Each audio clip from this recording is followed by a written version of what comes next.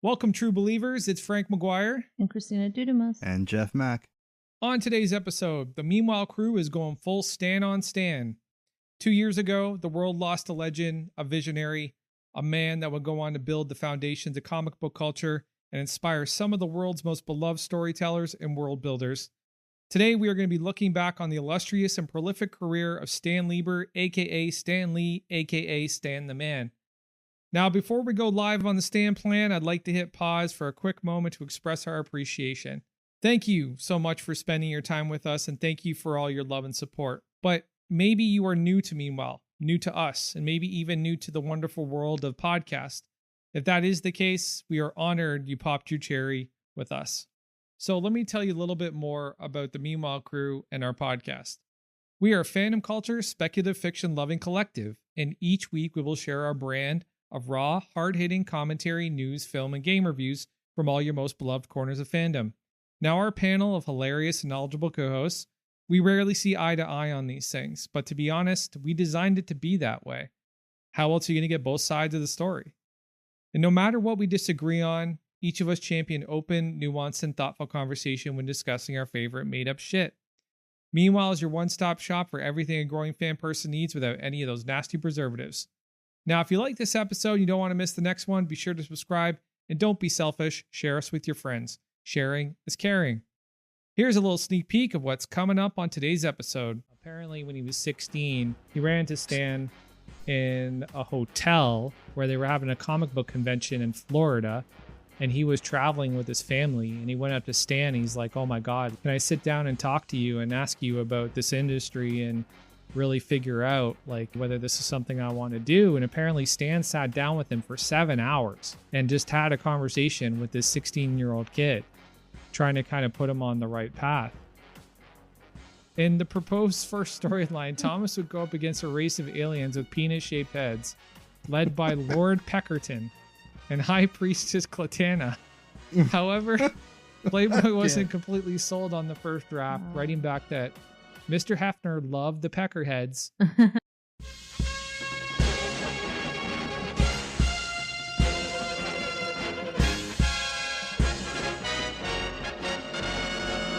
Meanwhile, back on the podcast, 4 colossal nerds named Saba, Chris, Christina, and Frank have set out to take on a great darkness that has enveloped the world of fandom with their powers of common sense and the strength to take on even the most butthurt Twitter mobs and insufferable comment section trolls. They fight for truth, objectivity, and nuance in the conversation and debate over fictional made-up shit.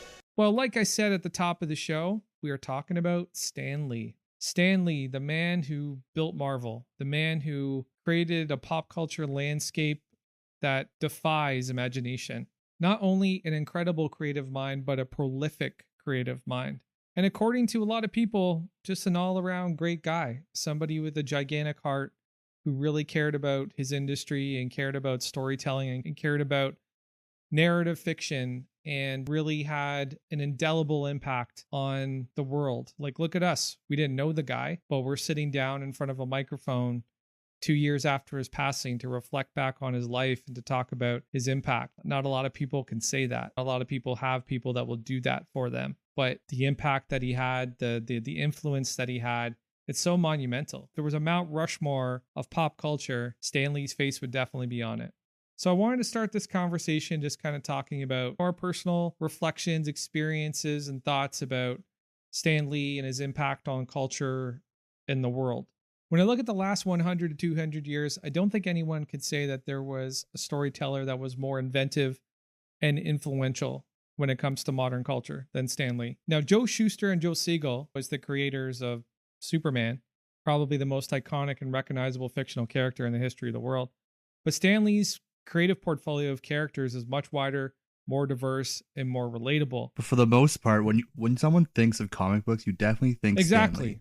He is like the face of comic books that most people who are even fans, they'll be like, Stan Lee's the big guy. He created everything. He does all the comics, right? Like, yeah, he's like the iconic face of Marvel and most we've comics. Seen him so many times in the movies and TV shows that are associated with his writing. Oh yeah, for sure. Like his cameos in all the movies definitely help. Yeah, I think that's why we make that connection so much. So I just wanted to start off this conversation very casually, and I really wanted to get into some of our personal kind of experiences, reflections about Stan and his life and his impact on us as creatives, us as people, us as just human beings. And for me, and I gave this some real thought, I was trying to kind of benchmark him as a creative, trying to figure out where he kind of fit into the landscape as far as influential artists, either artistic types or writers or just creative minds. And when I look at the last 100 to 200 years, I don't think anyone can say that there was a storyteller that was more infectious and influential or iconic, for sure, or iconic on modern culture than Stan Lee. Like, there's lots of people. Superman is a character that is definitely probably the most recognizable fictional character in the history of the world, and that was created by Joe Shuster and Joe Siegel. But when you look at that one character, but then you look at standing next to the portfolio of characters, Stan Lee's character portfolio is much wider, more diverse, and more relatable, and one would argue probably would make him a more recognizable and just more iconic creator than say the guys that created Superman. I'm not trying to take anything away from Joe Shuster and Joe Siegel. Superman's an amazing character, and they did incredible work when they brought him to life. For the most part, when someone thinks of comic books, you definitely think Stan Lee. Exactly. He is like the face of comic books that most people who are even fans, they'd be like, Stan Lee's the big guy. He created everything. He does all the comics, right? Yeah. He's like the iconic face of I think that's because we've seen him so many times in the movies and TV shows that are associated with his writings. Oh yeah, for sure. Like his cameos in all the movies definitely help. Yeah, I think that's why we make that connection so much. Yeah, I think that's a big part of it. And you know what's funny? I think if you asked a mainstream fan of the movies or whatever, and what exactly Stan was involved in creating or contributing to, I bet they would. At times, they would probably wouldn't even be able to distinguish between DC and Marvel. Yeah, but for sure. But if you were talking about comic books in general, the layman or the average mainstream fan could tell you who Stan Lee is. Like they know who he is, they know what he looks like, they know that he's an older guy, and they know that he's the guy that created. Like his name is attached to the creation of Spider-Man a lot. Him and Steve Ditko created Spider-Man together. But Fantastic Four was also a big one of his. Fantastic Four with Jack Kirby. Jack Kirby, yeah. Yeah. One could argue that his name is attached to more of these iconic characters and these cultural icons. For me, he was a part of a movement that helped people like me really shrink down that margin in between the possible and the impossible. I have a pretty wild imagination. I believe in a lot of crazy shit. There was a point in my life where I was investigating conspiracy theories, and I don't know whether I was doing that because I liked the grandness of it, the thrill of it. Yeah. I don't know whether I was doing it because of that or whether I really believed in it, but maybe you just really wanted to believe in alternative history or truth to what our current events tell us is happening. Maybe that's part of it. You just couldn't believe in like the things at face value. There's something behind it. I don't know. Comic books did that for me too. Exactly. I always feel like there's some ulterior thing. Like it can't be so black and white. Exactly. There has to be something more. Yeah, for sure. Yeah, that's definitely the fun part about fiction in general. Like, you kind of get to explore some of that stuff. Yeah, but even if you look at the landscape of fiction before Stan Lee, the landscape of fiction was less relatable. The characters were kind of these god figures that were infallible. They didn't make mistakes. There was no real humanity to them. There wasn't any. Stan definitely humanized like characters in comics for us. Something that we can actually relate to. Like everyday problems, not just like going off doing some crazy stuff to save the world, but they all had some sort of issues that a lot of people could relate and like connect with. Yeah, and when you dovetail that kind of relatability with the whimsical and the fantastical, that automatically in your own life, you're like, oh shit, like anything is possible now. Yeah. You know, that's kind of where my mind went to as I would read comic books. I think everybody who read a comic book was like, oh shit, I would love to get bit by a radioactive spider. Like, would it actually work? Like, could I actually get Spider-Man's powers if I got bit by a radioactive spider? Or would I die from radiation? Like, I've definitely thought about that more than once. Everybody has. Everybody has. Yeah, I think pretty much everyone has read that. Right? There's that Simpsons episode where there's that toxic spill, and wait. Family Guy you're thinking Well, it was of. Family Guy, yes. Yeah, Family Guy, sorry. There's that toxic spill, and they jump the fence and they all roll in the toxic muck. And they're like, oh no, wait, sorry. The Family Guy characters got powers, but who was it that went back to try and do the same thing? Oh, it was Adam West. Adam West. Mayor Adam West. Right. It was Mayor Adam West. He goes back and he dies of radiation poisoning. We've all thought that at one time. We're like, there's got to be something extraordinary in this world that I can come into contact with that'll take me from being who I am to being this extraordinary superhuman version of myself. But at the same time, I think one of the things that Stan's stories did was it redefined heroism in a way.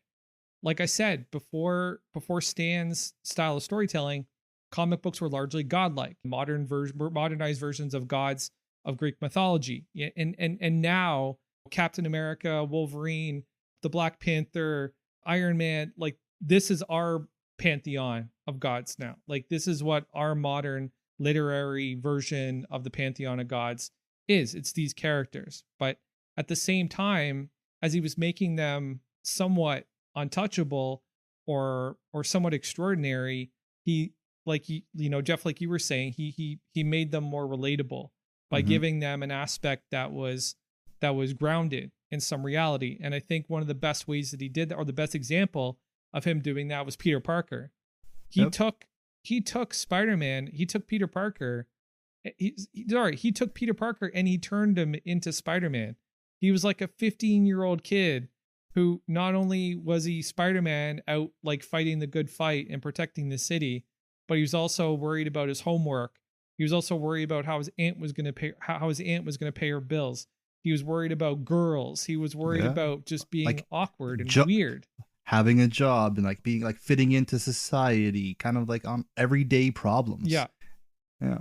He gave us something that we could attach ourselves to and see ourselves in, which I think was what made Spider-Man and what made a lot of the Marvel characters so successful, was this grounding in something relatable to the readership or to the audience. I think that was a big part of it. And honestly, I feel like Stan and his cohorts, Jack Kirby, Joe Simon, Romita, and Ditko, I feel like they were almost trying to call back to their own childhoods and their own adolescence and look at moments in their lives and go, I wish I could have been more than I was at this point in time, or at that point in time in my life. So I think that kind of bled through into their stories a lot.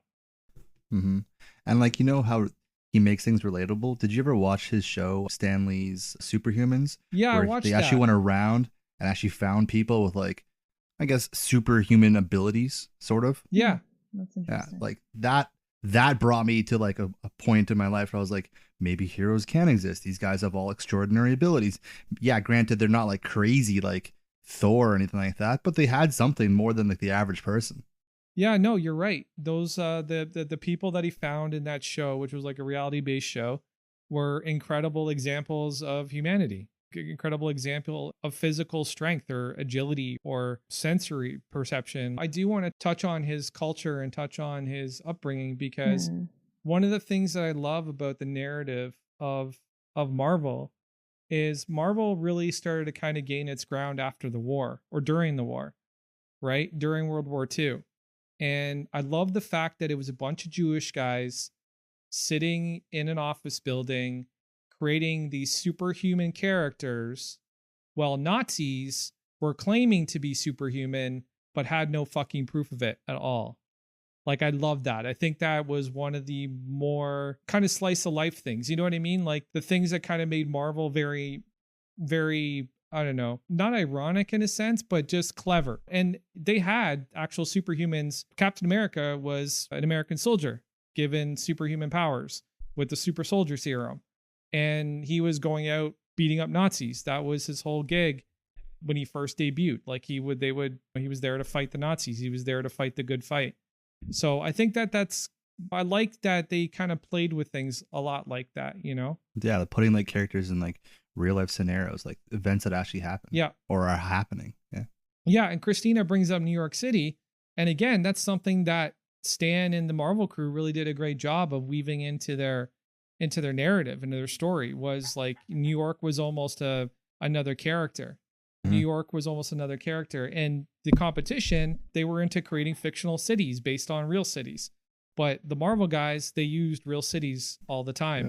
Yeah. You know, well, some far off banana republics were all made up, but New York City was an actual character that kind of got weaved into the Marvel the Marvel landscape, you know. There's a lot of heroes are based out of New York. Yeah, I think that the DC world was maybe trying to make it like not name a particular city so that anybody anywhere across America could feel related to these characters. But then I think Marvel kind of just started writing in real cities and then bringing more and more cities into the storytelling. Yeah, I think that's a good point. I think that is a big part of it. That's when somebody sits down to write something, they definitely want they want the story to be as relatable as possible to the reader. So maybe that kind of any man's kind of city is an approach that works. But yeah.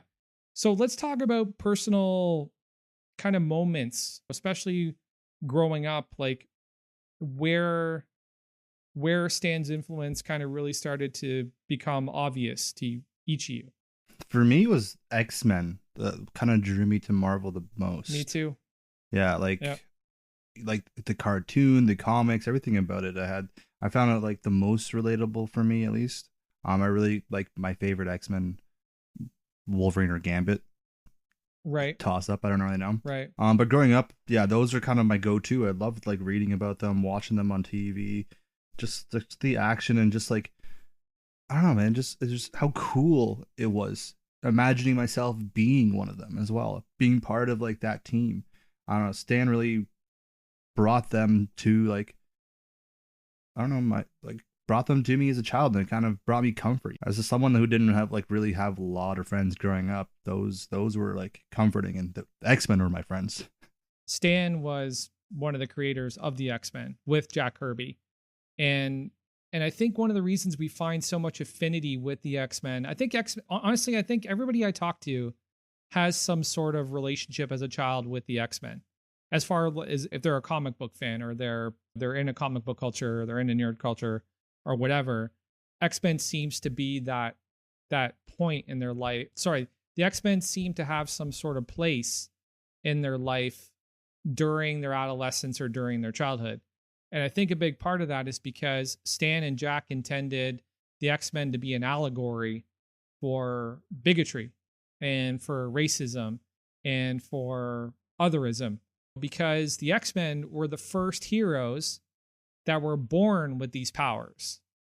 So in a way, it was analogous with being born African American or being born, LGBTQ, or being born handicapped or being born with a disability, right? Like that's what the X-Men were for Stan, and Jack was this platform to kind of tell those stories where you're born as an outlier. You're born outside of a system that is systematically designed to keep you on the outside. I think that was a big part of it. And X-Men was the first comic book where the heroes were hated by the populace. Captain America got ticker tape parades, and the Avengers they would have little pep rallies and all kinds of crazy shit for the Avengers, right? And they were interviewed on television and interviewed for radio and whatever. But the X-Men were like, they were freaks. That was their place in the Marvel universe, and that was kind of Stan's way of dealing with hatred and dealing with bigotry. But Christina, I know you grew up the X-Men too, right? X-Men were a big part for you. Yeah, for sure. Same thing. I was bullied a lot as a kid. So for me, watching the X-Men, you kind of find relatability to that, because obviously it's all about outcasts. So you kind of find a sense of understanding or community there. And also, I was a teenage girl when I first started watching these. So to me, the whole thing with like Rogue not being able to kiss the men she loves was just so like, oh, that sucks. Like, how does she deal with that? So yeah, those were the kind of storylines that kind of like drew me in, I guess. But yeah. Yeah, especially when Jim Lee made her super hot in the 90s. God well, damn. yeah, I just thought she was super cool. I'm like, wow, I want to be like Rogue when I grow up. She's so cool. But yeah. And I liked her hair. I wanted like the streak. I think that's still an important thing to talk about, because without the X-Men, we never would have got the other mutants that we so beloved now. And maybe the impact of the X-Men never would have been as big as it was. I don't really know a lot of people who read classic X-Men. They're like, oh my God. Sorry, I don't want to misconfuse anybody here. Classic X-Men was also another run that was done back in the late 80s to take us back to the 70s, where they did Giant Size X-Men #1. So Classic X-Men #1 was Giant Size X-Men, the first story where they go to Krakoa. But yeah, so I wanted to read Stan's soapbox from 1968. Did you guys find that when you were doing your research? I found some references to it, but I didn't find the actual speech. I guess it's a speech. Yeah, it's like a little essay, and it's probably his most important soapbox to date. Everybody has kind of gone back to it, especially when Black Panther was the topic of choice and people were talking about it, and they were talking about how Stan created Black Panther, and that was something that he was recognized for. And apparently a lot of people in the hip hop world recognize Stan for that. That's a big part of why they loved him so much is because of his position on racism, his position on bigotry. So here's Stan's soapbox from 1968. Now this is basically during the time. This is the same year that Martin Luther King was assassinated. I think this is the same year that Bobby Kennedy was assassinated, also another champion of civil rights. So this is during the civil rights movement. So for people that don't know, Stan's soapbox was like an op-ed in the comic book. He would just kind of write his own thoughts, his own feelings, and he did them for a long time. I think he was doing them up until the 80s. I'm pretty sure. All the way up until 2001. From 2001? 1965 until 2001. That's amazing. Well, he's a very verbose writer, that's for sure. He's a very colorful writer too. So here's Stan's soapbox from 1968. The only reason I'm reading this one is because we're talking about the X-Men, we're talking about their impact. So I think that this really sums up kind of where the X-Men really came from. So let's lay it right on the line. Bigotry and racism are among the deadliest social ills plaguing the world today.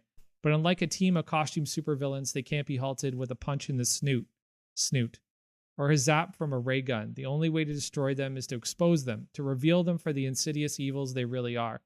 The bigot is an unreasoning hater, one who hates blindly, fanatically, indiscriminately. If his hang-up is black men, he hates all black men. If a redhead once offended him, he hates all redheads. If some foreigner beat him to a job, he downs on all foreigners. He hates people he's never seen, people he's never known, with equal intensity, with equal venom. Now, we're not trying to say it's unreasonable for one human being to bug another, but although anyone has the right to dislike another individual, it's totally irrational, patently insane to condemn an entire race, to despise an entire nation, to vilify an entire religion. Sooner or later, we must learn to judge each other on our own merits. Sooner or later, if man is ever to be worthy of his destiny, we must fill our hearts with tolerance, for then and only then will we be truly worthy of the concept that man is created in the image of God, a God who calls us all his children. I think that pretty much sums it all up there. And I don't think that it's an accident that he called the X-Men the children of the atom. I think that's a big part of it. And, like I said, the X-Men were the first characters created who were born with power sets, born with special abilities. And that's what mutants became. They were the ones that were born with it. The children of the atom. That's where that all came from.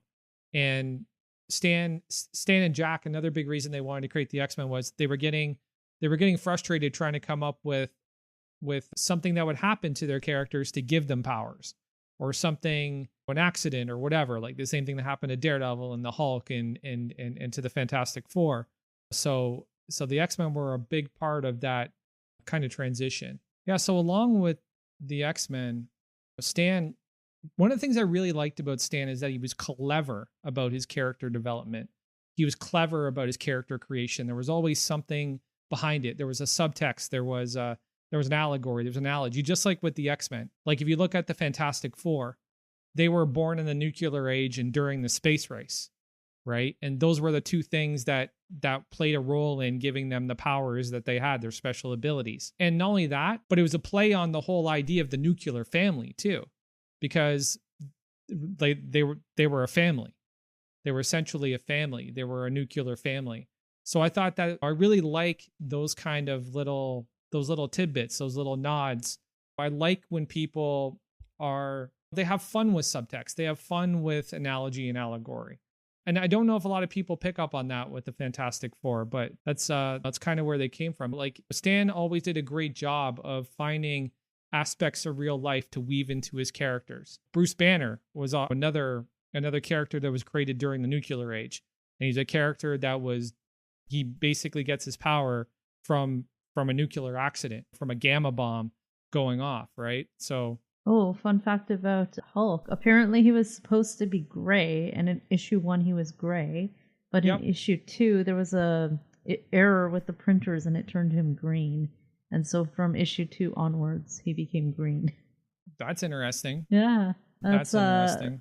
I couldn't imagine him gray. That'd be weird. I know, right? Yeah, so I thought that's an article from Mental Floss said that. So some people think that they can see Stan and Mr. Fantastic a little bit. Reed Richards. Would you guys say yes or no? I could see that. He's like the leader of a team. I'm not sure. Did he have kids? What was his family situation? I don't. Yeah, Stan. I don't think he had. Stan had kids. Yeah. Okay. Stan had kids. His wife was her name was Joni. Yeah. And apparently she was a huge influence on him. She was the one. She cuts his hair, apparently. Well, cuts his hair, apparently, yes. But when Stan was first getting into, right before he wrote Fantastic Four, he was about to quit. He was about to leave the business, and he was about to quit because the whole company was falling down around him. And the only reason he was still kind of involved and on board was because he was related to, I think his name is Saul Goldman or something like that. He was a relative of Stan's. Oh, Martin Goodman. Martin Goodman was like his uncle or step uncle or something like that. So that's how Stan kind of got into comic books, was because of this relation. And when the company was falling down all around him, he got tasked with trying to come up with something that was competitive to the Justice League in DC. And he didn't want to write the characters that he'd been writing anymore. He thought that they were kind of flat. They didn't really have a lot of dimension. They really didn't have a lot of relatability. So his wife said, write the characters the way that you would want to write them. Just do it. What do you have to lose? Like if they close up shop tomorrow, they close up shop tomorrow. But if this thing's a huge success, it's a huge success. So Stan wrote characters that people could relate to. He wrote characters that were texturized with something that people could look at and identify with. That's why the Fantastic Four is kind of structured in this family, this nuclear family. Invisible Woman, Sue Storm, is actually designed after his wife. Like apparently Sue Storm, the first illustration of Sue Storm looks a lot like Joni. And apparently Jack Kirby's the artist on the book. But when I interviewed J.M. DeMatteis, we talked about Stan. We talked about an experience that he had with Stan. And I was saying to him, I think that Marvel can be credited as being influential in terms of young men feeling this sense of heroism during war times too. Like almost Captain America and almost certain heroes being a recruitment tool to get people into the war, to get people to get involved, to get people to be patriotic. He did have ties to the army, so that makes sense. And he was also writing training videos for the army. Yeah, he wrote training videos for the army. Yeah, and apparently VD posters. Yeah, along with Dr. Seuss and the creator of the Addams Family. I read that too. Yes, he knew the real Dr. Seuss. Yeah, it's pretty crazy. Well, the guy was born in 1922. He grew up during the Great Depression, so he's been around for a while. He's not he was 95 when he passed, but But yeah, did anybody else find any interesting tidbits about Stan's influence? Yeah, so according to a 1965 Esquire poll, Spider-Man and the Incredible Hulk were ranked alongside Bob Dylan and Che Guevara as favorite revolutionary Che Guevara? icon. Wow. Yeah, as favorite Okay. revolutionary icons among college students. So that's from a Guardian article. And I thought that was pretty interesting because it shows us kind of his liberal sensibilities, and that I guess that became his audience. Those are the people who he was writing for. And apparently, one of his goals was that someday an intelligent adult would not be embarrassed to walk down the street with a comic magazine. And Yeah. I think he's achieved that. I often 100%. see people reading adult men and women reading comics in public. So yeah, that. Yeah, but isn't it kind of sad that it took it for it to go mainstream to do that though?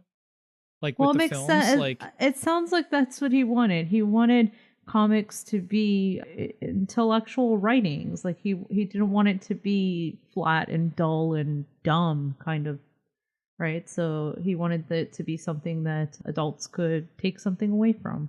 So yeah, no, I just think that's his work in general. Like anything that Yeah. he had his name tied to, he wanted to be something more, something with some dimension, something with some psyche behind it, something with some intelligence behind it. One of the things I learned about Stan is that like he changed his name from Stan Lieber to Stan Lee because he didn't want his name associated with comic books. When he went somewhere down the line in his career, he decided to write a novel. Like he didn't want people associating comic books with him at one point. But I don't think that he'd be doing that this day. You know, I think you can. I think honestly he make at the some point argument. just embraced it and realized that this would be his career. So Well, you know, I think it was a big part of counterculture. Like our parents had a time where the world was headed in a very conservative direction.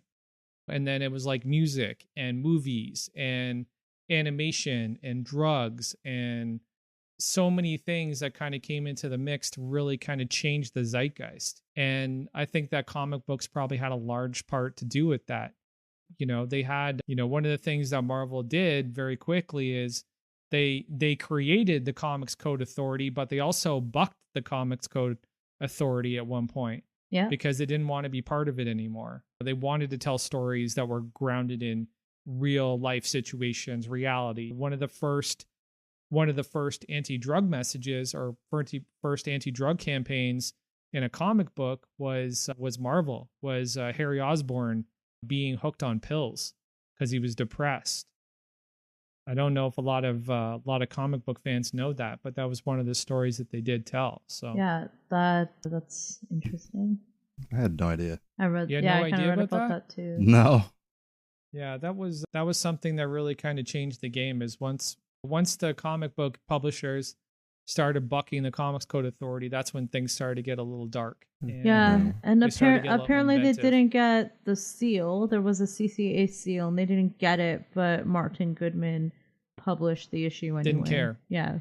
Yeah, didn't care because Stan wanted to tell the story. I think it was back in 61. So, but 71.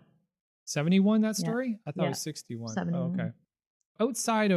Outside of Marvel, Stan's influence has also been seen through so many other creators we love throughout cultures. Like he's crossed not only languages and borders and race and gender and all these other things, but he's also crossed mediums where we see his influence permeating through film and through animation and through audio storytelling and through so many things.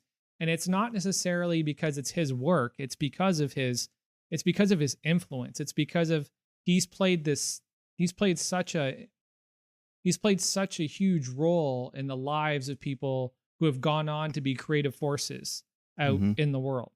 And it's more of like a domino effect. It's almost like a ripple effect. Stan's work, his early work, was so groundbreaking that it touched the people that we now know as some of the top creative minds out there. Yeah, he's right? just he had the most influential work that like created a lot of things that we know and love today.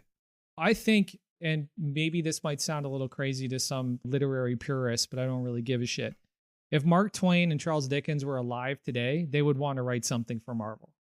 Like, that's how influential I think Stan Lee is like, I think that Stan Lee is up there with Mark Twain. He's up there with Charles Dickens. He's up there with J.D. Salinger. I think that that's something that needs to be recognized. And maybe you can make the argument that comic books are a form of juvenile storytelling, or because people are wearing costumes, it delegitimizes the literary purity of it or whatever. But I think that's fucking nonsense. I think it depends on the writer. I think some writers do a better job of telling stories in this medium than others. Yeah. Well, what do you guys think of the assertion that Stan should be respected at the same level that we respect a Mark Twain and a Charles Dickens and a J.D. Salinger? Like, do you think that's true, or do you think Stan should kind of have his own an asterisk next to his name that says this guy wrote comic books? I mean, I think it depends on if you've read the comics or not. If you've never read comics, you might think that, but if you've read comics, then you probably would see that the ideas and the depth is there. Yeah, so you'd have to definitely read it to really understand how in-depth comics can really get, and how like crazy the stories are, and how like it's not just like a comic book for kids. There's like multitudes of levels in the stories that he tells. Yeah, I agree. But like, we look at Mark Twain, if we look at Charles Dickens, Dickens' work has permeated across generations. How many reinventions of the Christmas Carol have we gotten? Or David Copperfield, or Great Expectations. These are all great stories. I think the type of theme that's explored really well in comics is trauma. And I think we do see all these characters go through lots of different kinds of trauma, and we just see how they kind of come together to deal with it and to overpower forces that seem like they might be so powerful that they could end the earth. And yeah, I think that's interesting. So I think teamwork is there. So yeah, teamwork's definitely there, and I think self-awareness is there too. Yeah. I think with a character like Thor, for instance, you have a god character, basically a god figure, but Stan created him with a kind of sense of humility. He went through an entire story where he was Donald Blake. He was a doctor. He had his powers stripped away from him, and I think that sends a very important message to people. One of the best taglines I think of all time in across any literary atmosphere is with great power comes great responsibility. And that's something that I think that is still true to this day and should remain true across centuries. It tells you that if you're gifted with something extraordinary, you need to do something good with it. Yeah. You can't just go and use it for your own selfish ends. And I think that kind of, it doesn't necessarily just have to apply to superpowers or necessarily apply to the ability to fight or the ability to, wage war on somebody or whatever. I think that it also applies to people who are skilled in sciences or computers or art or music or whatever. It's just like, if you're fortunate enough to be gifted with something, you got to do something good with it. Yeah, and I think we definitely see the themes of capitalism explored and greed and those kinds of things, and those are the kind of things that usually lead to the rise of supervillains in the comics. Yeah, no, for sure. If I was to ask you guys some writers, directors that you guys love that for a fact have been impacted by Stan Lee's work, who would you say? What would be the first one to come to mind? McFarlane. Yep, definitely Todd McFarlane. Todd McFarlane actually was good friends with Stan up until his passing.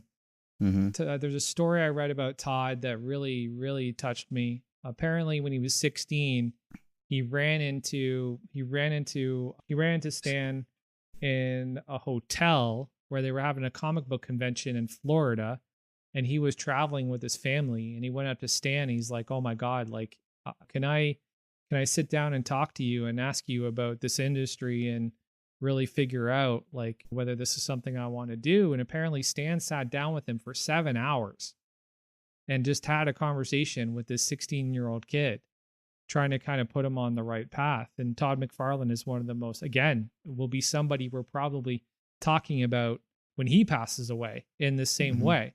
I think Todd McFarlane is definitely on top of that list. I think Todd McFarlane, Jim Lee, Rob Liefeld, Chip Zdarsky, there's so many that have been influenced by Stan as far as in the comic world. But like, even if we would look out beyond that, you guys remember Mallrats, right? With Kevin Smith's movie? Stan makes an actual cameo in that. And Stan has had such an influence on Kevin too, as a storyteller. And, without a Stan Lee, we wouldn't have, we potentially might not have a Kevin Smith. We might not have a Damon Lindelof. We might not have James Cameron. We may not have, Guillermo del Toro. We may not have a Joss Whedon. There's so many people where this ripple effect of what Stan was able to achieve, putting out his creativity into the universe, that has given us all these amazing creators and all this amazing content and helped us build these worlds that we're so in love with. So it's amazing the impact that one person that, can have. The gravity of what Stan's impact has been incredible across literature, entertainment, storytelling. Like, one could argue that he's done as much for the English word as Gutenberg has. You guys know who Gutenberg is, right? Yes. He invented the printing press. Oh, okay. Like, somebody could argue that. And I think I don't really think that's a stretch. Do you think that's a stretch? No, that's not. It's crazy. It's really fucking crazy to say that. But the guy that invented the printing press, like, you could almost take Stan Lee and put him right up next to him and say, this guy's had almost just about as much influence as this guy has. It's wild. It's wild. Mm-hmm. And speaking of a world, what would the world have been like without Stan Lee, in your estimation? Boring. Yes. I think that's the best way to cap it, is fucking boring. Like, there would be no whimsy in this world. There would be no fantastical ideas. We would definitely be rooted more in like as far as what I would be into, it'd probably be more science fiction for sure. And I'd probably be like less imaginative. We'd have less like fantastical things in the world. Yeah, it would definitely be less fantastical for sure. It would definitely be less fantastical. And we wouldn't have the Marvel film universe, obviously. Marvel Comics probably never would have gotten to where it is. There's so many characters we never would have gotten, but I think maybe DC could have lived on without Marvel as an opponent. Maybe comic books still would have been successful. I think comic books still would have been somewhat successful, but not to the degree that they are today. And I don't know if you would get to the point where like adults are enjoying comics as much as they do. I think DC is successful because of Marvel. I think that kind of competition between DC and Marvel kind of pushed them both to do better and get more creative and do more interesting things. No, I think you make a great point, Christina.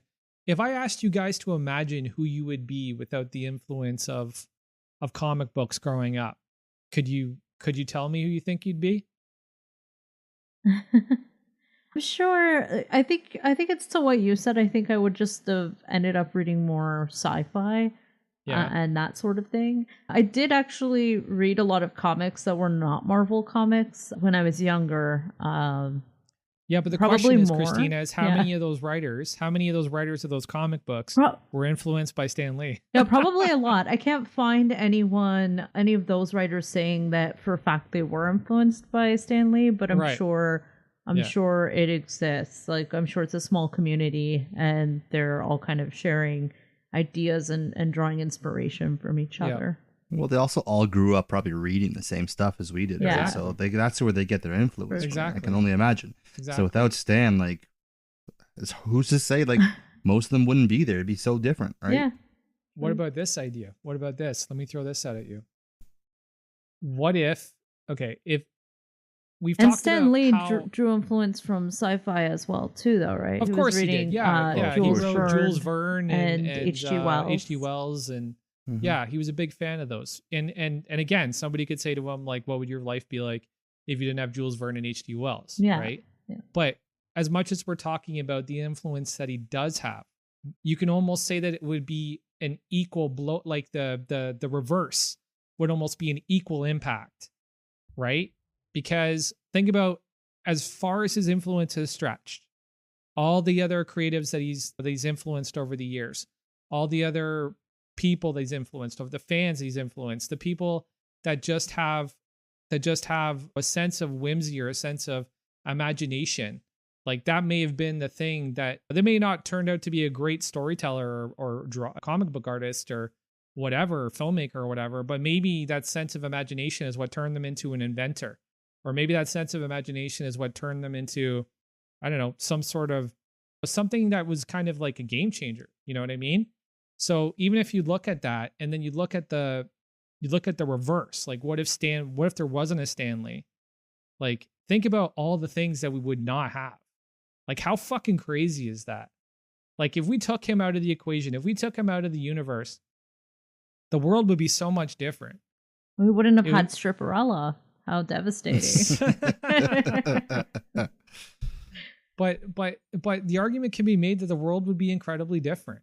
Like, and I think it's crazy. And as much as I want to say somebody at DC maybe has stepped up and, you know, done something, who knows? But like, just like I said, Todd McFarlane met Stan when he was 16. What if Stan wasn't there for Todd to meet at 16? We wouldn't have Spawn. Right. And I think it just keeps going and going and going and going. Like we might not have Kevin Smith if it wasn't for Stan Lee. We may not have James Cameron if it wasn't for Stan Lee. Mm-hmm. Like there's so many things that you think about. See, I'm just trying to make the point that putting one person into the world or pulling one person out of the world is like throwing a pebble into a lake. The ripples just continue to carry out. They just keep going and going and going and going and going. They keep touching. They keep hitting those touch points and things continue to branch out. So I think it's pretty crazy what the world might potentially look like without Stan Lee. Like it's actually kind of terrifying, if you ask me. I think that the world would be less fun. It would be less whimsical. You know, we may not even have maybe the popular genre of film right now could be something way different. Maybe it would be like that movie with Ricky Gervais, what was it? The Invention of Lying. The Invention of Lying, where they literally have a film division that just tells you like documentary history movies. That's it. That's what their blockbusters are. It's like documentary history films, because there's no such thing as imagination, right? Because imagination is essentially lying, right? But yeah. So I don't know, man. I think it's kind of crazy to imagine. You know what else is crazy? There's a Visa you can get with images of Stan Lee, cartoon images of Stan Lee. That's amazing. That's amazing. All right. So one thing that we know Stan for is his iconic cameos. I think to date he has over 30 cameos, like crossing not only the films, but video games, animated series. He's been in TV shows. He's been in so many things, it's ridiculous. Obviously, this guy loves the camera and the camera loves him. And I wanted to talk about some of our favorites. Does anybody have a favorite one to kind of jump off with that really kind of stands out? Yeah, which one was it? I think it was the end of Civil War. Okay. When Tony Stank? Tony Stank. I love Tony Stank. I love Tony Stank. Tony Stank was great. Killed me. Yeah, and Don Cheadle like leaned right into it. He goes, "Yeah, oh yeah, this is Tony Stank. You got Tony Stank right here." That was great. That was a great one. I like the Christina, one where he was in Thor Ragnarok and he has to cut Thor's hair. Oh, he has to cut Thor's hair? And he says, "My hands aren't as steady as they used to be." Yeah, that was really good. I really liked that one. I felt like that was actually Stan. Like I felt like I didn't feel like it was a cameo. I just feel like they just threw kind of Stan Lee into the mix. I thought that was great. One of my favorites is Mallrats for sure, because I think he's got a lot of dialogue there that really shows who he is, and it kind of reveals who he is as a person too. He's telling Brody about what happened with his wife, trying to impart some sort of lesson to him about romance and about relationships and about life. And I love that. I thought that was amazing. And he drops a couple of like iconic lines, "Enough said," "True believer," all that. So I really like that one. I think that one was really special. And it also kind of calls back to the Captain Marvel one where he's sitting on the subway and he's literally reading the script for Mallrats. I thought that was like, a super meta thing to do. I thought that was really great. Jeff, what about another one? Another cameo. Like what are the ones that really resonated with you that you just kind of had to like, it kind of hits you in the gut a little bit? Hard to say. Like the funny ones. Yeah, all the funny ones, like in the most like recent MCU ones, those all stand out the most to me. What's another good one? The one in what was it? Was it the first Thor when he's the truck driver and he's trying to pull the hammer and he's just like, "Did I get it? Did I get it?" Yes. I like the guys are laughing at him. Yeah, that was good. The Spider-Man Homecoming one where he's the annoyed neighbor Gary. Oh, He yells, "Don't make me come down there, you punk!" Yeah. And he starts hitting on the old lady across the street. Yeah, that one's pretty good. The Avengers one. He's like, when they're doing like the newsreel, he's like, "Superheroes in New York City? I don't think so." Yeah, that was pretty good. That was pretty good. One of my other favorite ones is the Spider-Man animated series. The last episode, you remember the old Fox 1990 series? Yeah. That Only one, swinging with Stan. that was the best, man. Yeah. That was the best. And the reason I really love that one is because they made it an alternate universe. Madam Web does the Spider-Verse team up with Spider-Man, and one of the Spider-Man that they team up with is an actor that plays Spider-Man. Yeah. That plays Spider-Man. And he's like, "Oh, let me take you to my world." He's like, "You're a hero there."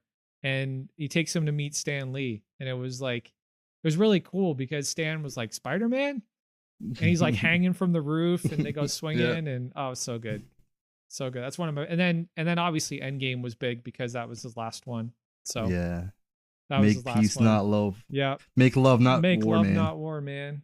Yeah. Make love, not war, man. Yeah, that was really good. That was a really good one. What about favorite Stan Lee characters, co-created or created? What about which ones are like really kind of have a place in your heart? I guess Spider-Man would always have the place in my heart. Yeah. Yeah, for sure. That's your like number one? Number one, if I think Stan Lee, it's Spider-Man. Christina, what about you? Yeah, so I guess the characters that I liked best that Stan Lee created were Jean Grey and Doctor Strange. Right. I really liked. He created Jean Grey with Jack Kirby and created Doctor Strange with Steve Ditko. Yeah. I really liked the depth that Jean Grey had and the struggles that she had to face between not always being able to control her powers and also sometimes being tempted to use her powers to kind of figure out what people are thinking when she knows that that's obviously not the right thing to do, but sometimes her emotions want her to know the truth behind certain things. So yeah, I always thought that was really interesting, and I thought she was a great character. And even having her emotional struggles, like she loves Scott, but then Scott doesn't always understand her, isn't always there for her in the ways that she needs him to be, and then she's kind of in this love triangle with Wolverine, so that was kind of always a bit interesting. Yeah, no, she's an interesting character for sure. What did you like about Doctor Strange? Like, what was the... Yeah, so for Doctor Strange, it was just, I always liked magic, and when I was growing up, I always liked characters that had that element of the magical or mystical. That's and cool. Doctor Strange, his powers are rooted in that, and he lives in that world. So he kind of opens up that world and those kind of dimensions that come behind that. So, yeah. Very cool. Well, for me, I talked about how I like when a writer or creator plays with subtext or plays with allegory but the other thing that I really like about character design is when it's just the character is there's some sort of conflict within themselves or some sort of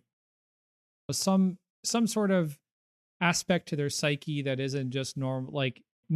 Like it's not just an everyday type of character with superpowers kind of thing. So my favorite character that Stan Lee created, he created with Bill Everett. He created Daredevil, right?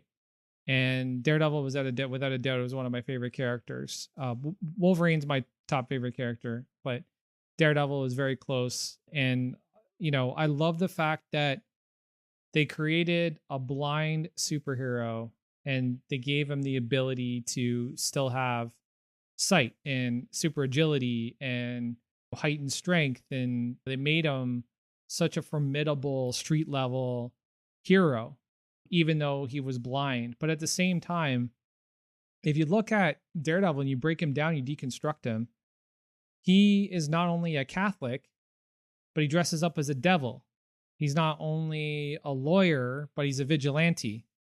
And literally, Justice is blind, and so is he. I think that that's one of the more inventive characters ever. I think that there's so many layers to Daredevil that it makes him one of the more interesting characters across all comic books. There's these conflicting aspects of his psyche and of his personality that are just constantly in conflict with each other. And I think that's a fascinating way to build a character. Did you ever pretend to close your eyes and then try to heighten your abilities as a kid? No. No. Just me? Okay. No. You did that? 100%. I tried like running around blind, see if I could sense things Really? or if I would do something better. Yeah, I tried to move things with my mind on multiple Oh, I tried to do occasions. that. Everybody's tried to do that. Shit. Because we all want to, you hear that we only use 10% of our brains, right? Yeah. And you're like, well, if I can figure out how to use the rest, I'm probably psychic or I've got something going on. So we're all trying to do that. We're all putting our hands up towards a glass on our table going, move, move. I wanted to do it because I'm so lazy. Like, how great would it be to do your chores while you're sitting on your couch? I don't want to do it because I'm lazy. I want to do it because I want to fight crime. I want to do something. I would go and do something with it. Like, that's what I want to do it. I don't know if I'd get like tights though. Like, I don't think. See?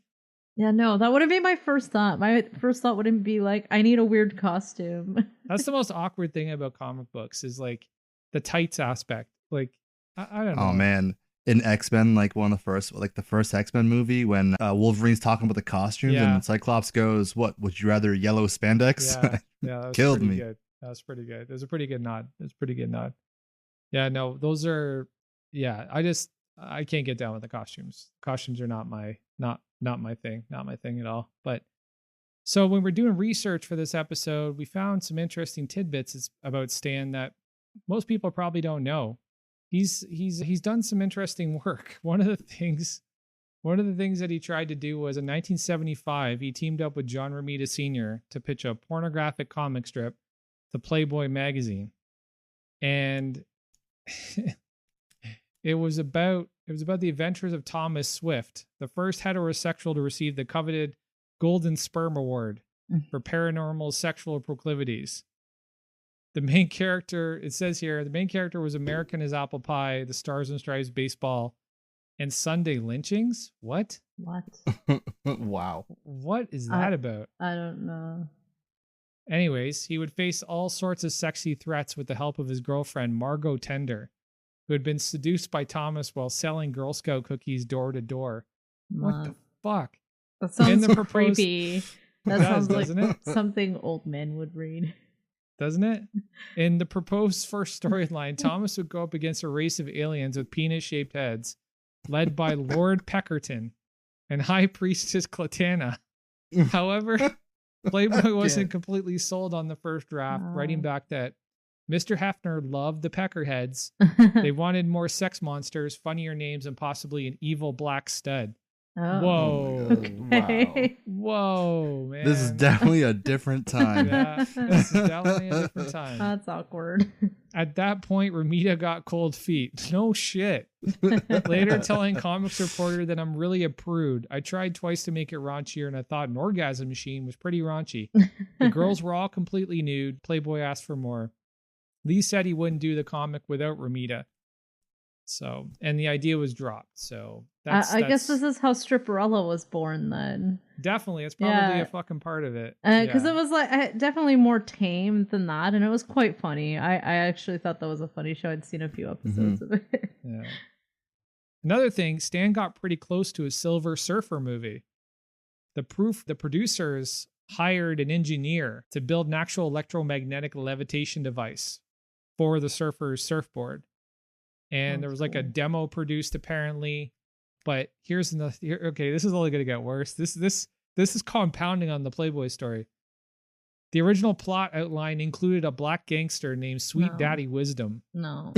Who aims to capture the world's ultimate honky. What the fuck, dude? That sounds awful. The world's ultimate honky? But while Lee's time in Hollywood didn't result in movies he hoped for, Marvel's recent success. Okay. It's too cheesy. That was like too cheesy. That's hilarious. That's amazing. Hilarious. And apparently they had a $20 million budget. They had a $20 million budget for Silver Surfer. Wow. Didn't they also have like an actor like in mind already? Like, wasn't that like a? I'm glad they didn't Yeah. make that movie because because you he's can't such a fucking cool say character. honky. That sounds like it would have been terrible. Oh my god, that's hilarious, dude. Hilarious. Wow. Yeah, so that's definitely a part of it. Another thing. Here, I'll just dig it again. Here's another thing interesting about Stan. He recreated the Justice League at DC. He like took the characters and reinvented them. Okay. He made Batman a wrestler. He made Batman a wrestler. He turned Superman into a cop, like an alien cop, and he was like hunting down like alien criminals. Nice. Interesting. Yeah. Interesting. Wonder Woman was an environmental activist who gained powers of the Incan sun god Manco Capac. This actually sounds cool. I actually like Stanley's version of the Justice League. It's kind of crazy, yeah. And it doesn't say anything about Green Lantern or anything, but this was the version.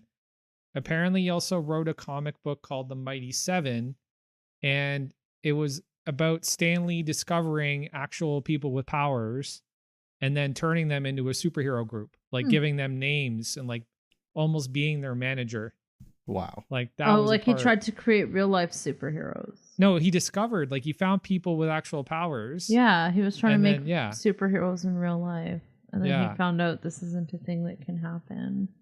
Yeah, there's all kinds of interesting little funny things about what were the superpowers that these real people had?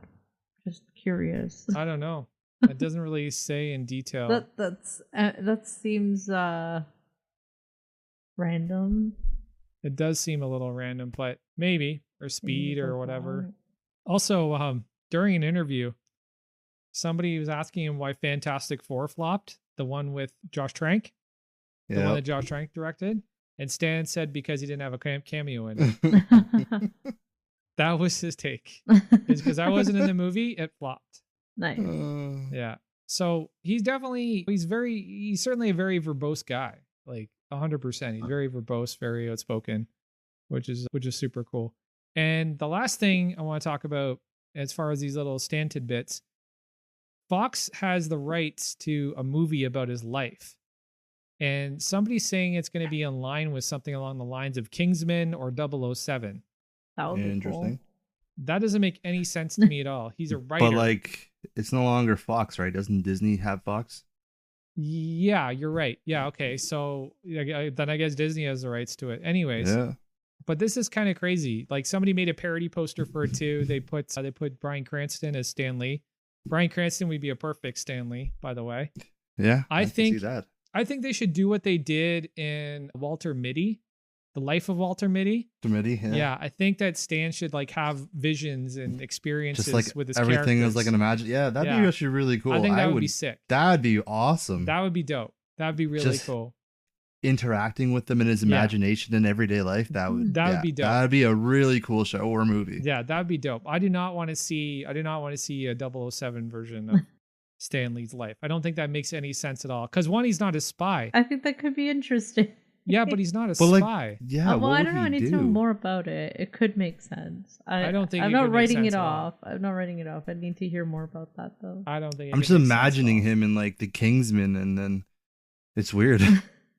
Okay. I want to know why they want to do it in that style. Maybe that was like his secret wish or something. Maybe it was, but I think it doesn't sound in line with his life at all. It does kind of sounds ridiculous. Like like there's definitely some artistic license there. Maybe it's maybe it's a deconstruct. Maybe it's some sort of avant-garde kind of abstract thing. I don't know what the fuck it is, but it's still weird. Very weird. So I want to end this on a high note. I wanted to get your take on where you think the future, or how you think the future is going to perceive Stan Lee. Like, where is he going to be within the minds of society, like 50, 100 years from now? Like, who's he going to be? The Godfather of comics. But like, you don't think, well, here's what I think is going to happen. I think Stan is going to be seen in the same light that we look at Mark Twain and we look at Charles Dickens. I really think that will be the... Oh yeah, he'll be definitely a historic icon. Yeah. 100%. Like when people study comics or anything like art style, Stan Lee will have like a big name there for sure. Yeah, I think when anybody studies speculative fiction, I think just speculative fiction is going to be like Stan Lee will be the guy. He will be he will be this legend, this icon, this personality that really kind of changed things forever. And one of the things that I love about Stan is that he came along at a moment. Well, he found opportunity at a moment when he's the one that created the shift, right? Like he's literally the guy that created the shift into this style of humanized and texturized, layered storytelling for comic book characters. Like he's the guy that literally started the train going in that direction. Like he changed everything. And I think when you meet people who can do those things, when they literally create some sort of paradigm shift, those people should be remembered the same way we look back at, historical significant figures. Yeah. So I hope that will be the case with Stan Lee, is that he'll be this historically significant literary figure, that yes, he wrote comic books and yes, he made all these wacky cameos, but I hope that he gets seen with the same respect that we look at. I definitely think Alan Moore is up there. So there's definitely university classes that use V for Vendetta and Watchmen as material in the class. But I don't know. Yeah, but there'd be no Alan Moore without Stan Lee. So yeah, possibly. Yeah, so I don't know if Stan Lee's works will like stand up to that as time goes on or not. If they'll be considered in the same regard as something like that. So I think like somehow graphic novels have differentiated from like the more comic book type of stuff. But I think his influence on pop culture is forever there, and I think that's what he will be remembered for. Yeah, not even just that. Even in film, the MCU has like it's made a name for itself, right? It's got staying power. There's no way you can go anywhere and nobody knows what the Avengers are. Yeah, exactly. Right? Like they are, in the last decade, they have been like one of the biggest things in pop culture and movie franchises and like everything. Like if you don't know who Stan Lee is, you've been living under a rock. I agree. Yeah, no, I definitely agree with that. But, Christine, you make a good point though. I don't think Stan's style of storytelling is as relevant as it used to be. I don't think they'll teach it in like an English class, but I think that his influence on pop culture will be around. Yes, forever, his influence, his overall influence, his like I said, he set the tide. He was the pebble that went into the pond and created these ripples, right? Yeah. That's what he was. But and he created like a whole phase or like period of pop culture that's going to be remembered. So yeah. Mm-hmm. Yeah. He's like normalized these fictional characters that we grew up with, right? These weren't things that we could like really talk about as a kid and be considered cool or anything like that. But like now it is. Everybody loves them. Yeah. Well, even he didn't feel cool when it was like his job. That's why he changed his name. Right? Yeah. So. Yeah. Yeah, no, comic book writing was looked down upon. It wasn't seen the same way that other imagine him in like the 50s right? at like a proper dinner. He's wearing a suit and he's trying to like date a girl and people are asking him, "What do you do for work?" Yeah. That must have been so awkward for him. It was probably tough, but like I was saying, I don't think his style of storytelling, like Stan's particular way of telling stories, particular way of writing dialogue is like, I don't know if Stan could tell. Actually, I'd like to find out if Stan could tell a story that is in line with the darker, more realistic tone of the comic books of today. I would love to see him try and write something like I don't think he wanted to. I don't think that was his style. I think he like really enjoys the lightheartedness and like whimsy of everything. And I think that's why he wrote these silly stories like Stripperella and whatever he wanted to do for Playboy. I think because like it's just a did you ever vibe. hear that story where he was asked what he thought about that comic when they said Captain America was Hydra? No, what did he say? He was like, it's a cool concept, but it's nothing that I would have ever done. Yeah. Right, so I just feel like it's not his thing. Like he didn't want to do DC. He wanted to create his own thing. Right. He's a more a fun storyteller. He's not like the darker, brooding thing. So he wasn't into Captain America being part of Hydra or being a Hydra agent. He liked it, but it's something he would not have done himself. Gotcha. Interesting. Okay, cool. Did you guys ever see that Key and Peele sketch that they did with Jordan Peele playing Stan Lee? No. I think so. Yeah, sorry. Yeah, I do. It was like he was going to like a pitch meeting, and it was all the people at the table were like young and hipsterish and whatever, and Stan's like trying to pitch characters, but they're more relevant to his age then. Mm-hmm. Like there's like the road rage. The road rage, guy. Yeah, road rage, yeah, road rage, yeah, road rage. The techno. I can't remember what other ones he was trying to pitch there. The one with like balance, like about the balance issues one. The guy that has to get up in the morning, get up late at night. Yeah.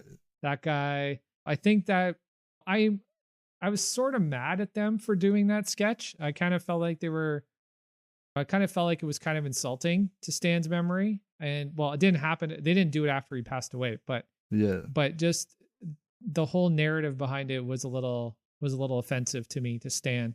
What was Stan's job on Stripperella? Was he writing it? I think it was his idea. That was something he came up with. So he was producing it? Yeah, it was one of the projects he did when he went to POW. Wow. Okay. Yeah. He was the program creator. Yeah. Wow. That's hilarious. Okay. Well, guys, that's all we have for you today. Thank you so much for joining us and looking back on the life of probably the most important man in pop culture. I think I can confidently say that this guy left an indelible mark on all of us. That we'll never forget that name ever. As long as you're a part of this culture, or this culture is a part of you, you're always going to remember the name Stan Lee. And we've got, what would I say, over 30 cameos to remind us of the amazing impact he had and the influence that he had, and we're going to miss him. Hundreds of characters he's had his hand in. Hundreds of characters. It's like you can't even count how many stories he's had his name on top of. Just an amazing creative force in the world. And one of the toughest parts of this episode was trying to imagine a world without him, because I don't want to. It's fucking terrifying. Not to say that, like I said before, it's not to say that DC wasn't going to be able to carry the torch for comic book culture. No, I think comics would have been bleak without Stan Lee. It would have been different. I think this element of whimsy wouldn't be there. Yeah. So, yeah. And there's no way you can say that DC didn't take any inspirations from Stan. Right. Yeah. Right. But then again, I go back to that analogy of the pebble in the pond. Stan Lee was the pebble in the pond of pop culture, of comic book culture, even someone could argue sci-fi. Some could even argue fantasy. A lot of people don't know this, but George R.R. Martin wrote a letter to Stan Lee when he was a kid, and they published it. They published his letter, and he was writing in about Fantastic Four 17. Oh, yeah. And he was saying how much he loved the book. And nice. And so Stan's work has touched every franchise, every world, every fantastical world that's almost been created. I don't think you could find a creator that has created something of fiction, of speculative fiction, and have him not tell you that he wasn't influenced by Stan Lee. I think that's a fair argument. And that's crazy to say. Like, that is literally, it doesn't get more impactful than that. It really doesn't. Well, guys, thank you so much for joining us. We really appreciate your time. Really appreciate you hanging out with us. This has been a great episode. And big shout out to our producer and our editor, Rafi Bedrosian. Thanks, bro. Thanks for doing all the work that you do. We really appreciate you. So thank you so much for listening. I'm Frank McGuire. I'm Christina Dudumas. And I'm Jeff Mack. Enough said.